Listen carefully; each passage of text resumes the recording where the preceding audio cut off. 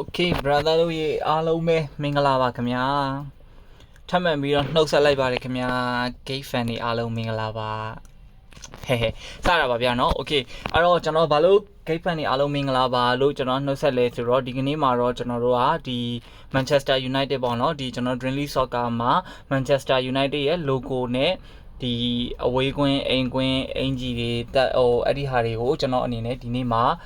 ပြောပြပေးရမယ်ရှင်းပြပေးရမယ် link ချပေးရမယ်ပေါ့နော်ဒါ2025-2026 Manchester United အသင်းရဲ့ jersey တွေ jersey update တွေနဲ့ဒါဆော့လို့ရအောင်ကျွန်တော်တစ်ချက်ဒါစီစဉ်ပေးထားတယ်ပေါ့နော် okay အဲ့တော့ကျွန်တော်အချိန်မဆွဲဘဲနဲ့လိုက်ကြည့်အောင် okay အဲ့တော့ကျွန်တော်ထုံးစံအတိုင်းပဲဒီ my club ထဲကိုသွားမယ်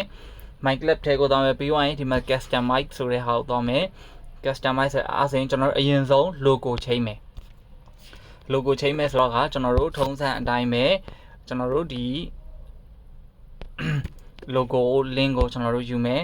logo link ကိုယူမယ်ပြီးသွားရင်ကျွန်တော်တို့ရိုက်ထည့်မယ် copy paste အဲ့ဒီနေရာမှာလေကျွန်တော်တို့ copy ယူပြီးတော့ရိုက်ထည့်လို့မရဘူးဆိုရင်ကျွန်တော်တို့က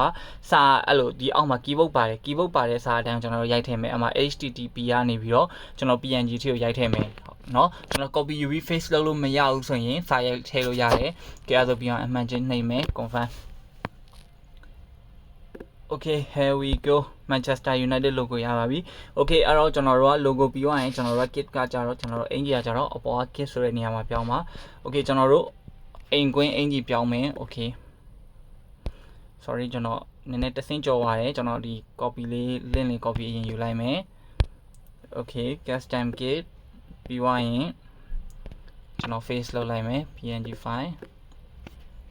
Okay download successfully Okay ဒီမှာတော့ကျွန်တော်တို့ Manchester United ရဲ့အိမ်ကွင်းအင်ဂျီရပါပြီ Okay အဝေးကွင်းအင်ဂျီ Okay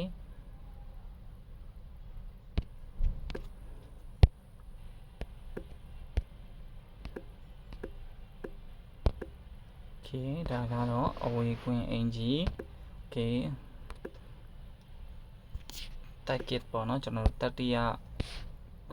ဟိုဟာ drag အင်ဂျီကျွန်တော်ရိုက်ထည့်မယ် Okay ဒါဆိုရင်ကျွန်တော်တို့ target ပေါ့နော် Okay ပြီးသွားရင်ကျွန်တော်တို့ goalkeeper အတွက်က goalkeeper ရဲ့အိမ်ကွင်းအင်ဂျီ goalkeeper home kit ရိုက်ထည့်မယ် Okay ဒါ goalkeeper home kit ပေါ့နော်ကျွန်တော် goalkeeper away kit ကိုရိုက်ထည့်မယ် goalkeeper away kit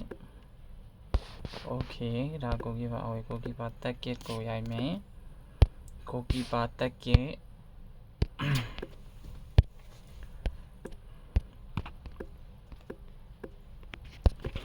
Okay ဒါဆိုရင်တော့ကျွန်တော်တို့ဒီမှာ goalkeeper တက်ခဲ့ပြီးပါပြီ Okay အဲ့ဒါဆိုရင်တော့ကျွန်တော်တို့အနေနဲ့ Manchester United 2025-2026 Jersey Dreamly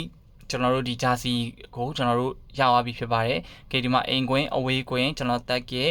ကိုသမားအိမ်ကွင်းအဝေးကွင်းကိုသမားတက်ခဲ့ရပါပြီ logo လည်းရပါပြီခင်ဗျာ Okay အဲ့တော့ကျွန်တော်တစ်ဆင့်ချင်းစီကိုကျွန်တော်ဗီဒီယိုနဲ့အားလုံးအသေးသေးရှင်းပြထားပါတယ် link တွေကိုလည်းကျွန်တော်ဒီ comment ရဲ့ဒီဗီဒီယိုရဲ့အောက်မှာကျွန်တော် comment မှာကျွန်တော်ချပေးထားမှာဖြစ်ပါတယ်အဲ့ဒီ link တွေကိုကျွန်တော်တို့ယူမယ်ယူပြီးရင်နှုတ်မှာတီးတက်နှုတ်မှာအရင်သွားချထားမယ်ပြီးတော့မှနှုတ်ကနေပြီးတော့ copy ယူပြီးတော့ brother တို့